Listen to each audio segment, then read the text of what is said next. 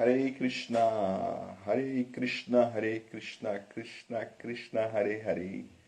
Hare Rama, Rama Rama, Hare Hare. Bom dia a todos, bom domingo a todos.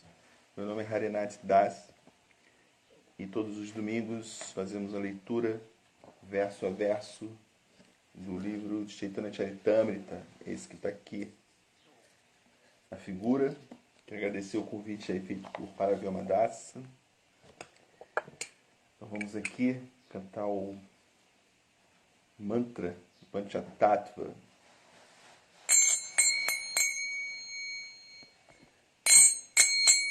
Jaya Sri Krishna Chaitanya Prabhu Nityananda Sri Advaita Gadadhara Srivasadi Gaura Bhaktavrinda Jaya Sri Krishna Chaitanya Prabhu Nityananda Sri Advaita Gadadhara Srivasadi Gaura Bhaktavrinda Jaya Sri Krishna Chaitanya Prabhu Nityananda Sri Advaita Gadadhara Srivasadi Gaura Bhaktavrinda Hare Krishna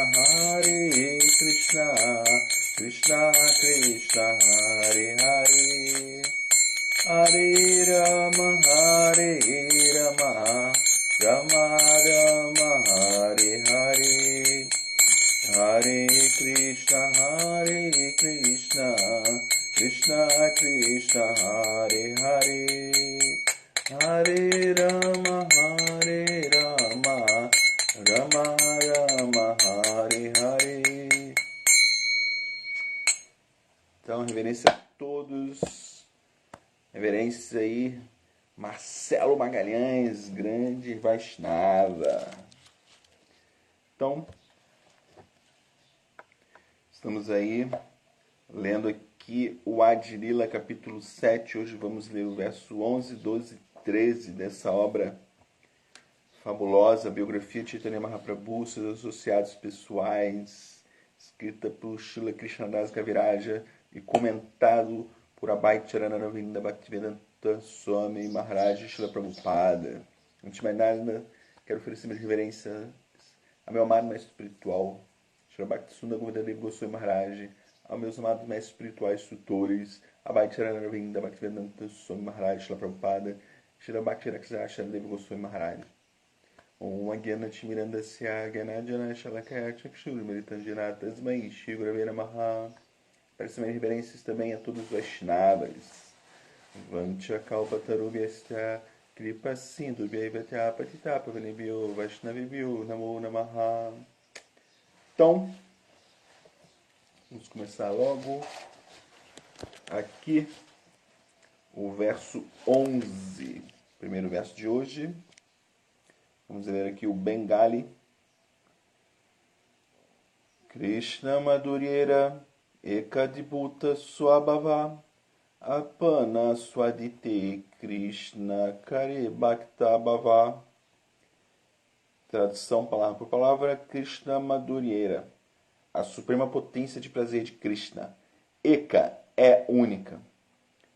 Adbhuta, maravilhosa. Swabhava, natureza. Apana, ele próprio. Aswadite, para saborear. Krishna, a suprema personalidade de Deus. Kare faz, Bhaktabhava, aceita a forma de um devoto. Tradução literal. A doçura transcendental do amor conjugal de Krishna é tão maravilhosa que o próprio Krishna aceita a forma de um devoto para prová-la e saboreá-la plenamente. Significados dados por Abhay Charanaravinda Bhaktivedanta Swami Maharaj Srila Prabhupada. Embora seja o reservatório de todo prazer, Krishna tem uma intenção especial de saborear-se a si mesmo, aceitando a forma de um devoto. Deve-se concluir que, embora o Senhor Chaitanya esteja presente sob a forma de um devoto, ele é o próprio Krishna. Portanto, os Vaishnavas cantam Sri Krishna Chaitanya Radha Krishna Narayanya. A combinação de Radha e Krishna é Sri Chaitanya Mahaprabhu. Chaitanyakyam Prakatam Aduna Tad Aduyayam Chaikyam Aptam. Krishna Sri Swarupa Damodara Goswami diz que Radha e Krishna uniram-se sob a forma de Sri Chaitanya Mahaprabhu. Então, que nesse capítulo o autor está descrevendo em pormenores esta característica do Panchatattva. Primeiro, ele analisou nos capítulos anteriores a posição de Chaitanya Mahaprabhu como o próprio Swayam Bhagavan Krishna. Depois ele analisou a posição de Nityananda Prabhu como Shri Baladeva, Balaram. Depois analisou a posição de Advaita Acharya como Mahavishnu. E agora ele está analisando o conjunto, né, desses três tattvas, que são Vishnu tattvas, são a própria personalidade de Deus, e a posição dos devotos, né, os seus adoradores e sua potência, né, que é Gadadhara e Srivasa Thakura como adorador. Então, aqui mais um verso que ele exalta essa posição. Chaitanya Mahaprabhu, como Krishna, que deseja saborear a si próprio no humor de Srimati Radharani. Isso é inconcebível, mas isso, para no coração dos devotos, isso soa como uma boa música, né? É um bom som aos ouvidos dos devotos, né? Quando a Suprema Personalidade de Deus se une à sua potência de prazer e se distribui a si mesmo, ele se autodistribui, né? Essa é a maravilha e a bênção da era de Kali. Quando o potente e a potência se unem, eles se distribuem a si próprio, né? Krishna se distribui, né, a si próprio por misericórdia das almas caídas da era de Kali como nós. Essa é a natureza singular dessa era de Kali e a natureza singular desta encarnação Chaitanya Mahaprabhu muito especial. Em outras eras de Kali, Chaitanya Mahaprabhu pode vir, esse avatar dourado pode vir e distribuir somente o sacrifício, estabelecer o sacrifício da era, que é o cantar do santo nome. Mas especificamente nessa era atual, não só ele vem para estabelecer o Yuga Dharma, o Dharma, né? O princípio religioso da era, né? O sacrifício da era. Não só isso, mas ele também vem combinado, né? Chaitanya Mahaprabhu vem o próprio Senhor Krishna combinado no humor de Srimati Radharani para saborear a si próprio, né? Isso é incrível. Vamos aqui ao verso seguinte, verso 12. Ite Bhakta Bhava Dare Chaitanya Goswami Bhakta Swarupa Tana Nityananda Bai. Tradução das palavras: Ite, por esta razão, Bhakta Bhava, o êxtase de um devoto, Dare, aceita, Chaitanya, Senhor Chaitanya Mahaprabhu, Goswami, o mestre transcendental, Bhakta Swarupa, exatamente como um devoto puro, Tana, seu, Nityananda, Senhor Nityananda, Bai, irmão. Tradução literal: por esta razão, Sri Chaitanya Mahaprabhu, o Mestre Supremo, aceita a forma de um devoto e aceita o Senhor Nityananda como seu irmão mais velho.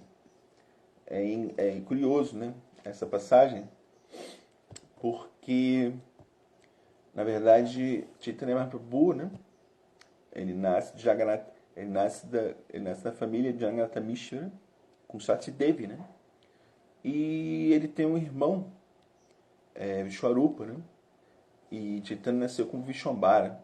Então o Vishwarupa, é dito que ele também é Balarama, também é Sakashana Balarama, né? mas ele tem ele parte logo desde cedo em peregrinação, aceita sannyasa e ele desaparece, né? Aos olhos das pessoas em geral, né? Mas a Nityananda Prabhu nasce antes, né? Mas de outra família, né? De outra família, de Lidai, e mesmo assim é tido como seu irmão, né? Mais velho, né? Porque teve esse nascimento anterior, né? Esse irmão, Vishwarupa Chaitanya Mahaprabhu, que também não é diferente de Nityananda Prabhu. Esse é um mistério, né? Um grande mistério. Esse verso não tem comentários. Vamos ao último verso de hoje, verso 13. Bhaktavatara Tanram Acharya Goswami Eitina Tattva Sabe Prabhu Karigai. Tradução das palavras: Bhaktavatara, encarnação como um devoto. Tanra dele, Acharya Goswami, o Mestre Supremo. Advaita Acharya Prabhu. Ei, todas estas. Tina 3. Tattva, verdades. Sahei, todos. Prabhu, o predominador. Kari, com tal compreensão, Gai, cantamos. Tradução literal: Sri Advaita Acharya é a encarnação do Sr. Chaitanya como um devoto. Bhaktavatara. Portanto, essas três tattvas, essas verdades, Chaitanya Mahaprabhu, Nityananda Prabhu e Advaita Goswami, são os predominadores ou senhores ou amos. Significados dados por Abai Charanarvinda Bhaktivedanta Swami Maharaj Srila Prabhupada Ki Jai. Goswami significa Goswami. Quem tem pleno controle dos sentidos e da mente chama-se Goswami ou Goswami. Quem não tem tal controle chama-se Godasa ou servo dos sentidos e não pode tornar-se um mestre espiritual. Um mestre espiritual que realmente tem controle da mente e dos sentidos chama-se Goswami. Embora o título Goswami tenha se tornado uma designação hereditária para homens inescrupulosos, na verdade, o título Goswami ou Goswami começou com Shri Rupa Goswami, que se fazia passar por grihasta ordinário e ministro a serviço do governo, mas se tornou Goswami ao converter-se realmente pela instrução do Sr. Chaitanya Mahaprabhu. Portanto, Goswami não é um título hereditário, senão que se refere às qualificações de alguém. Quando alguém está altamente elevado em avanço espiritual, independentemente de sua origem, pode-se chamá-lo de Goswami. Sri Chaitanya Mahaprabhu, Sri Nityananda Prabhu e Sri Advaita Goswami Prabhu são Goswamis naturais porque pertencem à categoria Vishnu Tattva. Então é curioso aqui, né, porque Advaita Acharya, né, geralmente nós falamos Goswami Maharaj, né, quando é um sannyasi, né, quando é alguém que está na ordem de vida renunciada, que já abandonou os vínculos familiares. Mas aqui nós vemos, né, que chama-se Advaita Acharya Goswami, né, e ele era um grihasta, ele era casado, né, com Thakurani, Sita Thakurani, né, ele era casado. Então aqui continuando, Sri Chaitanya Prabhu, Sri Nityananda Prabhu e Sri Advaita Goswami Prabhu são Goswamis naturais, porque pertencem à categoria Vishnu Tattva, obviamente. Né? Eles são a própria suprema personalidade de Deus, então essa categoria de que eles têm controle os sentidos é óbvia, né? Sendo assim, eles não estão presos aos vínculos materiais, né? Obviamente. Sendo assim, todos eles são prabhus. Aqui a tradução predominadores, ou amos, ou senhores. Né? E às vezes são chamados Chaitanya Goswami, Nityananda Goswami e Advaita Goswami. Infelizmente, seus supostos descendentes, que não têm qualificações de Goswamis, têm aceitado esse título como designação hereditária ou um posto profissional. Isso não está de acordo com os preceitos dos Shastras. Então, realmente, né, existem essas designações.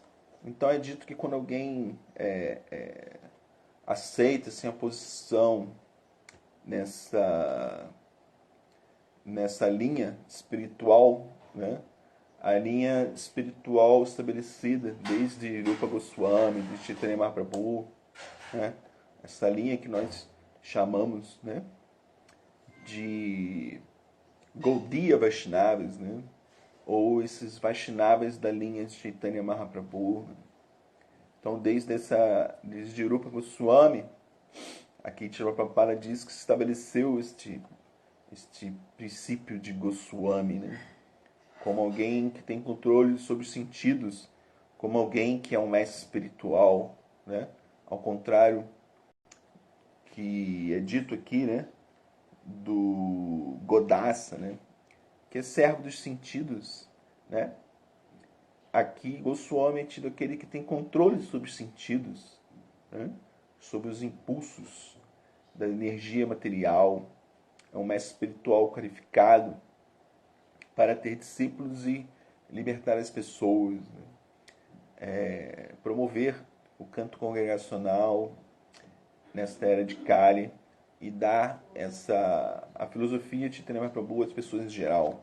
Então, nesta linha de Gaudiya Vaishnavas, aquele que tem esse dom, né, supremo de abandonar tudo, né, e render-se à causa suprema, né, de deixar a família, de aceitar sannyasa, né, por assim dizer, né, propriamente dito, né, ele recebe o título, né, de Goswami Maharaj. Então, nós chamamos assim Srila Prabhupada, né? Nós chamamos assim os sannyasas, né, Maharaj, em gerais, né? Então, aqui Srila Prabhupada diz que esses descendentes de Chaitanya Mahaprabhu ou descendentes de Nityananda Prabhu, Advaita Acharya, né, eles invocam, né, esse título de Goswami como um cargo ou uma função hereditária, né? Então, às vezes a pessoa ela não tem qualificações, mas ela invoca esse princípio hereditário para se auto-intitular um Goswami, um Goswami, né? E assim ela conseguir algum prestígio, né? Claro que aqui podemos generalizar também. Existem muitos descendentes que são pessoas altamente qualificadas, mas aqui não é o princípio abordado por Srila Prabhupada. Aqui ele coloca a posição daquele que simplesmente por ter um vínculo familiar ou um vínculo hereditário, ele já se autodetermina controlador dos sentidos, né? Isto é extremamente equivocado, né? Porque não é por descendência, né? Não é por vínculo consanguíneo que a pessoa pode se dizer evoluído espiritualmente, né? Não é porque o seu pai foi um santo que você será um santo, né? Isso não tem lógica, né? É claro que se você tem um pai, né, que é exemplo de Srila Prabhupada mesmo, né? Srila Prabhupada teve filhos, né? E esses filhos eram devotos, por assim dizer, devotos, né? tinham fé, mas não se tornaram Goswamis, né? Não porque seu pai era um Goswami, controlador do sentido, tinha os sentidos sob controle, era um mestre espiritual, era um devoto puro, que seus filhos eram naturalmente devotos puros, né? Não é esse o princípio, né? A tendência é os filhos se tornarem, tomarem o exemplo do pai, né? Terem uma fé muito genuína, mas isso não é garantido, né? Isso nem sempre é garantido. Muitas vezes isso não é garantia, né? De nada, né? É assim como se você tem um pai que é muito talentoso, né, em alguma arte, não quer dizer que você como filho vai ter também esse dom, né? Você vai naturalmente nascer com esse dom artístico, né? Geralmente isso não acontece, né? Geralmente acontece assim do o pai ser um médico, o pai ser um advogado, e ele, por ser bem sucedido, ele quer que aquilo se torne hereditário, né? Então ele põe o filho para estudar, né, na mesma categoria. Ele quer que seu filho também tenha a mesma profissão e herde, né? Herde como herança os escritórios da família ou o consultório da família, né? Isso aí é natural, né? Haribo, bom dia, Lila Das, grande Vaishnava. Haridashna, reverência, Haribo, grande Vaishnava também. Então, essa hereditariedade, né, ela pode ser adquirida por princípios materiais, né? A pessoa ser um músico e quer que seu filho seja um músico, né? Vai treinar o seu filho como um músico, né? Ou o advogado vai colocar o seu filho para se formar em direito, ou o médico vai formar o seu filho, vai colocar o seu filho na faculdade de medicina, e assim por diante, né? Então pode acontecer materialmente essa hereditariedade, né, de função. Mas aqui Shlopada faz um alerta, né? Que essa hereditariedade não funciona na categoria espiritual, né? Não é porque você é descendente de um grande Goswami que você é naturalmente, sem nenhum esforço, já nasce um Goswami, um controlador dos sentidos, né? Isso não faz sentido. É como se o filho do médico já nascesse médico, sem precisar ir para a universidade, né? Então, isso não é hereditário. Esse dom não é hereditário. Então, não é essa categoria, não é uma função adquirida por mérito de nascimento, né? Isso não tem muita lógica, né? Então, é natural de que, por princípio, a pessoa queira seguir, o pai queira que o filho siga a linha a que ele pertence, né? Mas isso não é garantia, né? Isso não é nenhuma garantia de que isso possa acontecer, né? Tem uma história que é muito significativa de Srila Bhaktivinoda Thakura. Srila Bhaktivinoda Thakura, né, que pertence à nossa linha de sucessão discipular, ele teve muitos filhos. Né? E alguns, realmente, como Srila Bhaktisiddhanta Sarasvati Thakura, né, o mestre espiritual de Srila Prabhupada, ele era filho de Bhaktivinoda Thakura e ele era filho de um Goswami e ele era um Goswami, né, por natureza, né? Desde o nascimento ele já era uma alma assim, iluminada, né? Então ele já tinha um diferencial muito grande, né? Mas tem a história, Bhaktivinoda mesmo conta a história. Ele publicou um artigo, né? Depois de todo acontecido, né? Ele publicou um artigo contando essa história, que é a história do seu primeiro filho, Achyutananda. Achyutananda, o primeiro filho de Bhaktivinoda Thakura.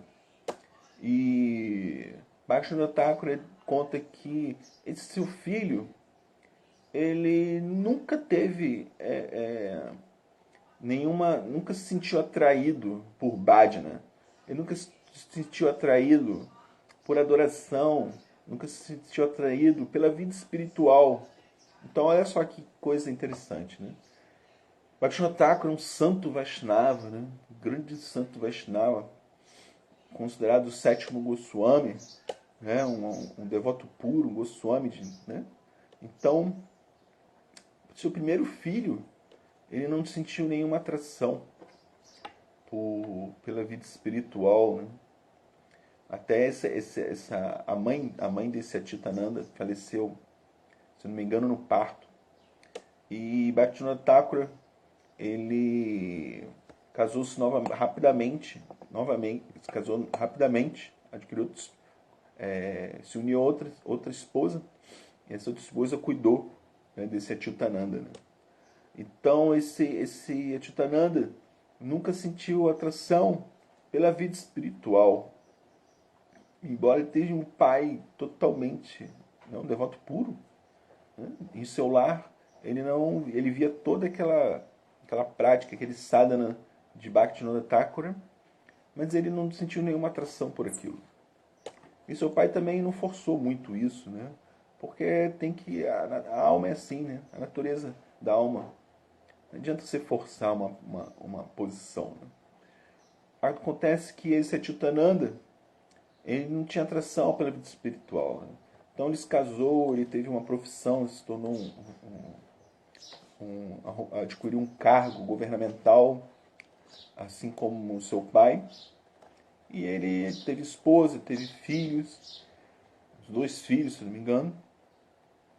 Só que em determinado momento de sua vida, ele teve um problema psicológico. Então ele meio que assim enlouqueceu, né? Ele gradualmente ele foi perdendo a sua racionalidade. Ele foi cada vez mais se afastando, né, da percepção desse mundo real, né? E ele foi tratado pela medicina ocidental. Bhaktivinoda Thakur investiu fez muito investimento para tentar curar, né, dessa doença mental do seu filho Achyutananda. E quando a medicina ocidental já não tinha mais efeito, ele aplicou o Ayurveda, né, a medicina ayurvédica, também não surtiu muito efeito. E esse Achyutananda, né, ele foi cada vez mais ficando debilitado, cada vez mais ficando debilitado de sua saúde física e mental, né? Porque ele quase não comia, né? Era difícil para se alimentar, né? E quando Bhaktivinoda Thakur, né, cuidando de seu filho, né? Olha, a vida de um santo não é fácil, né? A vida de um santo, né, não é tão fácil como pensamos, né? Então, Bhaktivinoda Thakur cuidando desse seu filho mais velho, né? E ele ali já definhando no quarto, né? E Bhaktivinoda Thakur e sua esposa cuidando dele, né? E quando viram que a coisa já não tinha mais volta, né? Quando depois de anos, quase 10 anos de tratamento, viram que não tinha mais reversão, e viram que se aproximava o momento de Achyutananda abandonar o corpo, né? Então Bhaktivinoda Thakur chamou o seu filho Bimala Prasada, né, que se tornou mais tarde Bhaktisiddhanta Sarasvati Thakur. E eles ali começaram a fazer um bhajana, uma cantoria de mantras, 24 horas por dia, ali à beira da cama de Achyutananda. E um canto puro, né? Eles começaram a cantar um canto, o Mahamanta Hare Krishna, né, e outros mantras de forma muito pura. Que ali tinha o Bhaktisiddhanta Sarasvati Thakur, o devoto puro, tinha Bhaktivinoda Thakur, um devoto puro, e o canto começou a ressoar e entrar na alma de Achyutananda, né? E Achyutananda, né, depois de ouvir aquele canto, né, contínuo por horas e horas e horas, de repente ele despertou, né, de toda aquela confusão mental e racionalidade. E como um milagre, ele começou a falar para Bhaktivinoda Thakur, o seu pai. E ele disse o seguinte, ele contou todo o motivo pelo qual ocorreu o seu nascimento, todo o motivo pelo qual ocorreu aquele sofrimento. E ele contou o seguinte, que ele, em sua vida passada, ele pertencia a outra Sampradaya, de Ramanujacharya, e que ele se tornara um grande ofensor do santo nome, um grande ofensor de Chaitanya Mahaprabhu, né?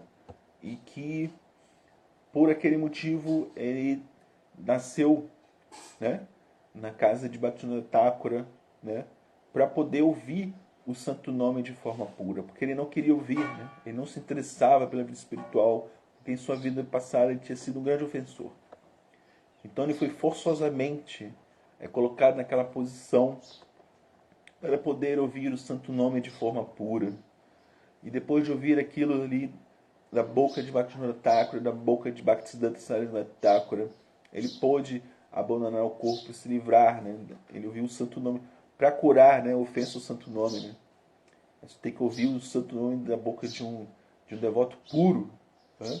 Então ele conseguiu se livrar daquela ofensa naquele momento, e ali ele abandonou o corpo, né? Ele pôde continuar a sua caminhada espiritual, né? Então isso é um exemplo muito bom de que nem sempre porque você nasceu, né, muitas das vezes, né, só porque você nasceu na família de um devoto puro, que por hereditariedade você é um devoto puro, né? Você é um Goswami, você é um controlador dos sentidos, né? Esse Achitananda, ele, na verdade, ele não tinha nenhuma atração pela vida espiritual, né? Ao contrário do seu irmão, Bhaktisiddhanta Sarasvati Thakura, que era um devoto puro, ele já era um Goswami de natureza, né? Ele sempre foi um brahmachari, ele nunca teve relação com mulheres, né?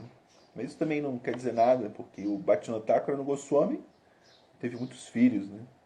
Mas o princípio em si, né, da hereditariedade, nem sempre ele quer dizer, na maioria das vezes, ele não funciona, né?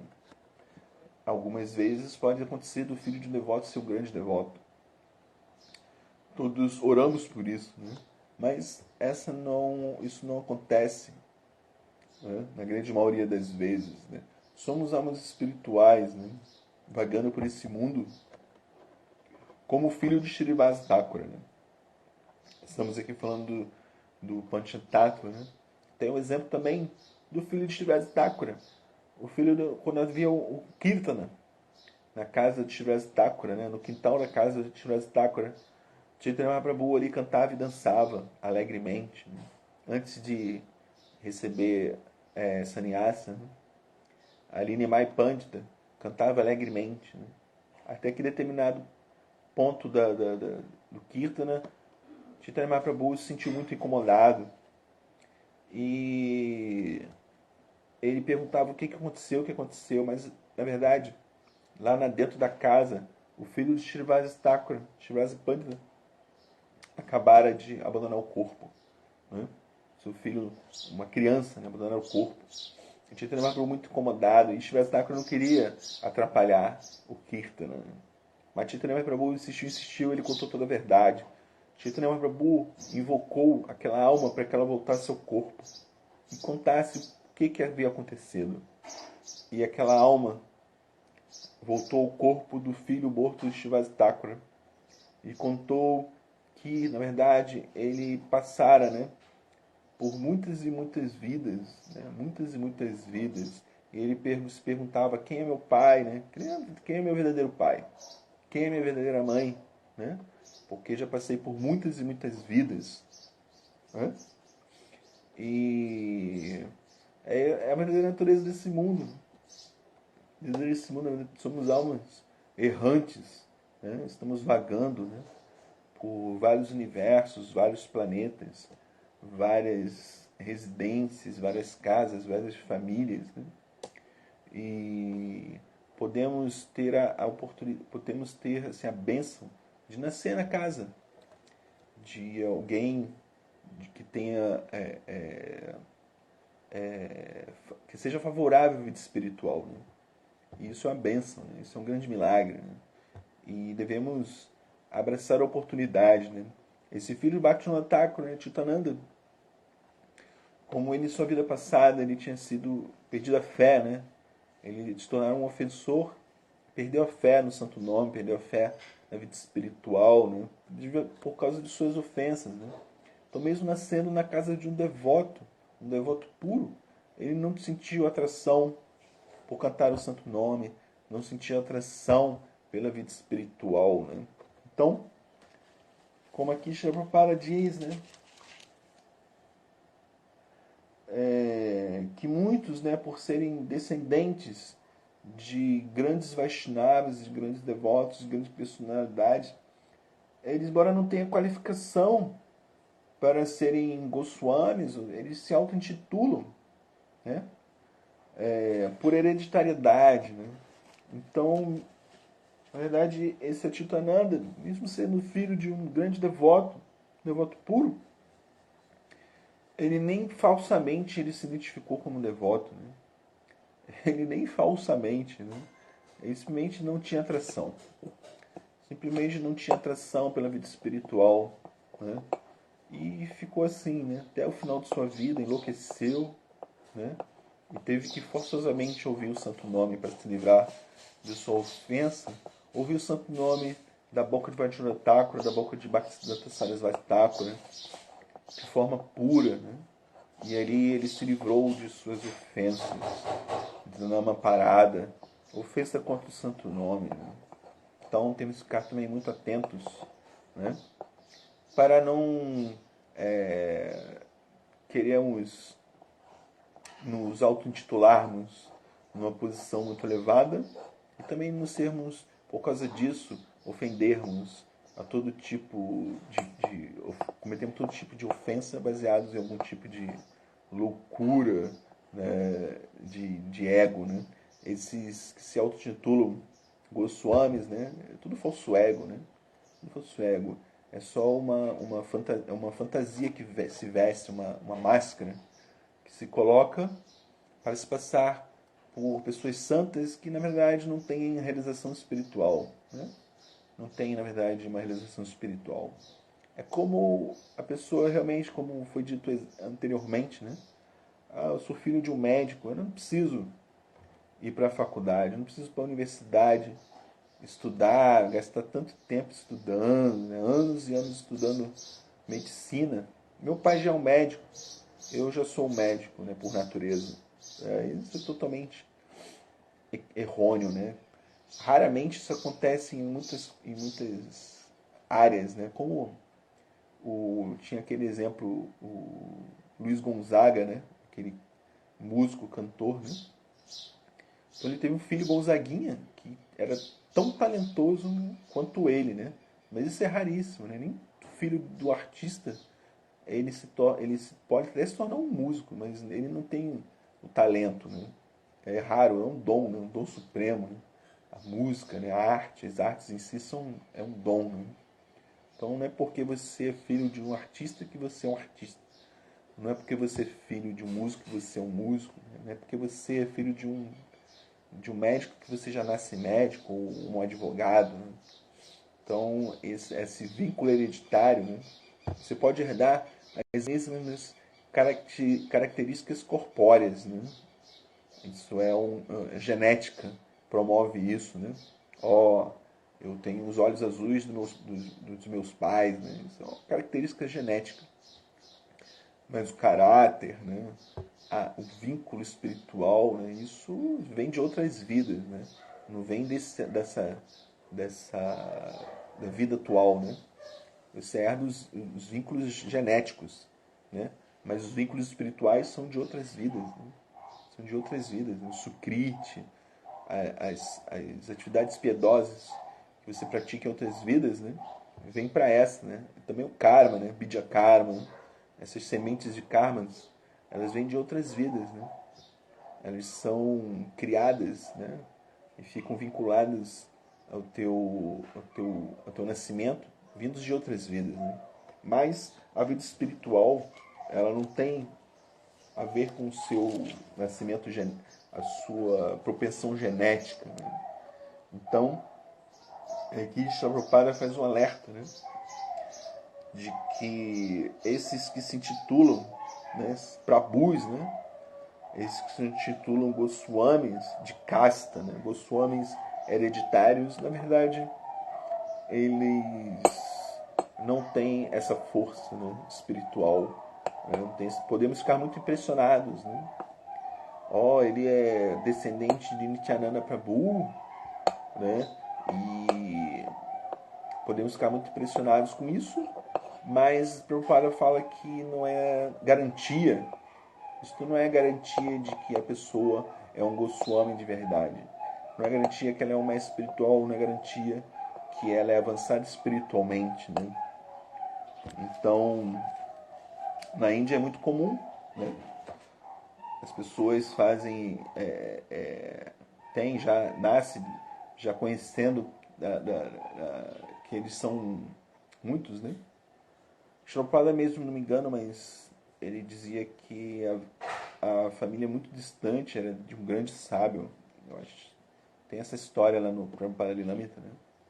Mas não é garantia, né, de que a pessoa só que ela é descendente de um grande sábio, né? Não é garantia de que ela será um grande sábio, né? Então, esse é o verso de hoje.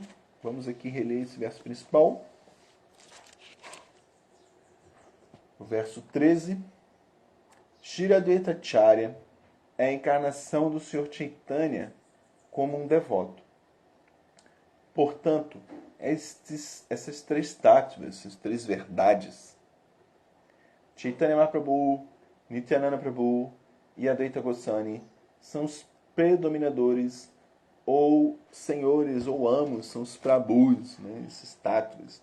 Então esse capítulo é muito rico nessa descrição do Panchatattva, né? Nós cantamos tanto, né, essa oração. Chaitanya Prabhu Nityananda, Srilita Garadhara, Srivasari Gaura Bhaktavrinda. Agora, entender é muito profundo, é um oceano, né? Tudo relacionado à vida espiritual, ele tem essa camada superficial, né? Mas ela é muito... é como a superfície do oceano, né? Você olha assim o oceano, como tem uma passagem que Rumi fala, né? Esse grande sábio lá dos Sufis, né? Ele conta assim que alguém disse para uma pessoa, um sábio disse para uma pessoa, né? Dentro do oceano existe uma joia chamada uma pérola, né? E essa pessoa foi à margem, foi ali na areia, na margem do oceano, e observou aquele oceano e viu aquela superfície, né? Ele falou assim, não acredito que dentro dessa água aí existe uma joia preciosa, né? Mas imagina, você olha só a superfície, justamente, né, superficial, né? Essa cobertura superficial, ela não é muito pobre em conteúdo, né? Mas se você se aprofunda, né? Se você vai se aprofundando aos poucos, né? Você vai vendo que existe tanta riqueza, né, dentro, né? A vida espiritual é assim, né? Se ficarmos só na superfície, é interessante, né? É interessante, né? Mas é raso, né? Conhecimento raso. Né? A superfície é um conhecimento muito raso. Né? Se ficarmos só nessa, como fala, né? A pessoa que era um falso intelectual, né? Fala assim, ele é só um leitor de rodapé, né? De só ler esse rodapé da página, né? Ele só lê isso aqui, né? A contracapa, né? Que vem escrito aqui na orelha do livro, né? Que se diz, né? Se você só lê isso aqui, a resenha do livro, né? Aí achar que você tem conhecimento, né? Tem que se aprofundar, né? E com o auxílio daqueles que já realizaram esse conhecimento, né? Vai ficando cada vez mais e mais infinito o conhecimento, né? Infinito. Cada vez mais nós vamos entendendo o quão infinito é o conhecimento espiritual, né? Às vezes queremos ser muito afoitos, lendo tudo que aparece, né? Com muita rapidez, né? Mas não é assim, né? Isso é dado, né? O conhecimento espiritual não é uma questão de leitura, não é uma questão esse jnana, não é uma questão somente da leitura ou da memorização, né? Das palavras, dos versos. O conhecimento espiritual não tem a ver com intelecto material, né? Isso não tem nada a ver, né? O conhecimento espiritual, a realização espiritual é dado de cima para baixo, né? Não é questão de mérito. Por estudarmos bastante, vamos subindo, né? Não. Esse conhecimento ele é dado de acordo com proporcionalmente, Krishna diz isso no Bhagavad Gita, né? Proporcionalmente à nossa entrega, Sharanagati, proporcionalmente ao nosso apego, ao nosso desejo por servir, Krishna vai revelando como Paramatma no coração do devoto, vai revelando o conhecimento espiritual, né? Senão é meramente dito, né, que se você ler as escrituras sem que seja assim por mero capricho intelectual, né? Isso não é Bhakti Yoga, né? Isso é Jnana Yoga, né? Isso é busca de conhecimento, né? Material. Você não vai adquirir realização. Mas quando você faz isso com os olhos da Bhakti, né? Principalmente, né? Com o auxílio do mestre espiritual, pela ordem do mestre espiritual, você pede, Gurudeva, eu quero me dedicar à leitura desse livro, né?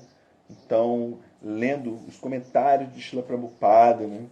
Você lendo com auxílio do mestre espiritual, com auxílio de Srila Prabhupada, com auxílio dos acharyas, então isso se torna Bhakti Yoga, né? Você não está buscando ali meramente conhecimento material ou conhecimento intelectual, né? Você está ali querendo servir a Chaitanya Mahaprabhu, querendo servir ao Charitamrita, como Bhagavata, né? Srimad Bhagavatam também é a mesma coisa. Se você lê em busca de conhecimento e não em busca de Bhakti, então você só vai adquirir conhecimento, não vai adquirir Bhakti, né? Então, quando você lê buscando servir ao Bhagavatam, né? Servir ao Bhagavata, né? Como se diz, para ler o Bhagavatam é preciso servir ao Bhagavata, o mestre espiritual, o Vaishnava. Senão você vai só adquirir Jnana e não Bhakti, né? Então,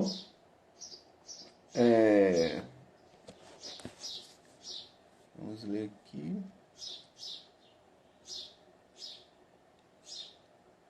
Ananta Krishnadasa colocou aqui um texto, né? O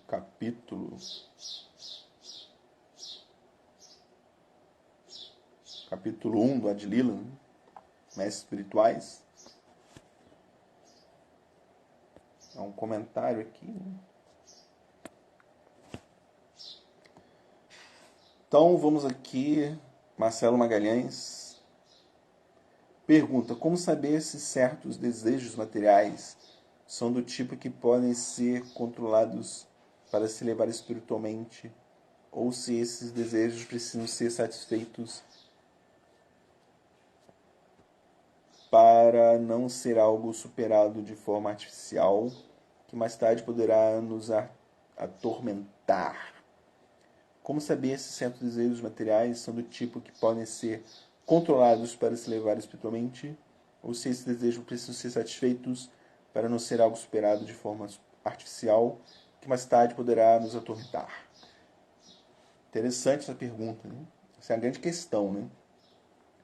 Porque realmente, a pessoa, você está assim com um desejo, você está fazendo o jejum, né? Aí de repente vem um desejo de comer algo, né? Você fala assim, caramba, mas esse desejo vai ficar me atormentando o dia inteiro, né? Vai me atrapalhar aqui na minha meditação. É melhor eu satisfazer logo isso, né? Aí eu acabo logo com isso e posso continuar o dia em paz, né? É um grande tormento, né? Realmente. Mas, se o seu propósito realmente é superior, né? O seu propósito ele é para realmente o controle da mente, o controle mental, né? ele vem justamente da negação, né? A mente quer uma coisa e você vai domesticando a sua mente, negando a satisfação desses desejos, né? Esse é um controle mental, né? A mente quer uma coisa, você faz outra, né? Então você vai domesticando como um cavalo selvagem, né? O cavalo selvagem, né?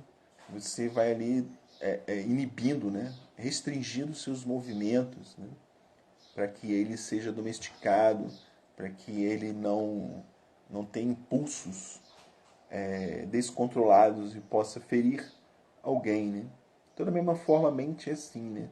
Ela às vezes é muito selvagem, né? E ela tem desejos assim bem bem incontroláveis, né? Então é a escolha de quem quer avançar, né? Quanto mais você controla, né, esses desejos, esses impulsos, mais você vai ficando forte mentalmente, né? Então, se você assim, a mente é muito maia, né? A mente ela é muito sutil na sua natureza, né? Ela engana a gente, né? Às vezes nós pensamos que a inteligência é que está assim, ó, melhor eu satisfazer esse desejo aqui e aí eu fico tranquilo, né? Poxa, não vou ficar com essa perturbação mental. Mas é a mente que está falando isso, né? É a mente, né, que está falando isso, está enganando, né? Aí você vai ficando cada vez mais godaça, como o Prabhupada diz aqui, servo dos sentidos. Sutilmente você vai ficando cada vez mais apegado, cada vez mais controlado pela mente, né? E não pela inteligência e não pela alma espiritual. Então é muito sutil e é muito perigoso, né? Então quando temos algum tipo, temos que analisar, né? Tudo tem que ter um sankhya, né? Tem que fazer uma análise, né, da coisa. E quanto mais nós avançamos espiritualmente, com humildade, né? E esses desejos vão se acalmando, né? A mente vai ficando cada vez mais calma, né? Mais com mantras, né? Com o canto do Mahamantra Hare Krishna, de forma não ofensiva ou de forma cada vez mais Shuddhanama, cada vez mais pura, esse controle da mente vai ficando cada vez mais aprimorado, né? Cada vez mais aprimorado.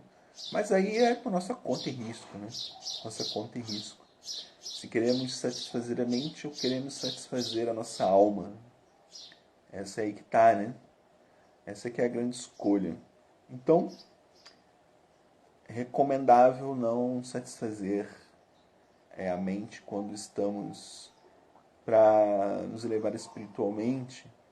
É claro que não vamos querer dar um passo maior que a perna, né? Que aí você vai pular etapas, né? Tem que ser aos poucos mesmo. Aos poucos vamos restringindo os sentidos e os objetos de sentidos. Que é quando fala assim a tentação, né? A tentação é quando nossos sentidos entram em contato com os objetos de sentidos. Então, é cada vez melhor para aquele que está no início, como nós, né? Cada vez evitando o contato com os objetos de satisfação dos sentidos. Assim, restringimos os sentidos como a tartaruga, né? Se fala, né? Ela se restringe para dentro do casco os órgãos que entram em contato com esse mundo, né? E assim, aos poucos, vamos controlando a mente. Então, obrigado a todos. Estamos encerrando. Hoje teremos um festival de domingo com Divya Sinha e Vaishnava Devidasi no Templo Hare Krishna Tayangá. Obrigado a todos por estar presente. Obrigado ao Marcelo Magalhães pela pergunta. Todas as glórias a Srila Prabhupada. Ki Jai, Hari Hari Bol.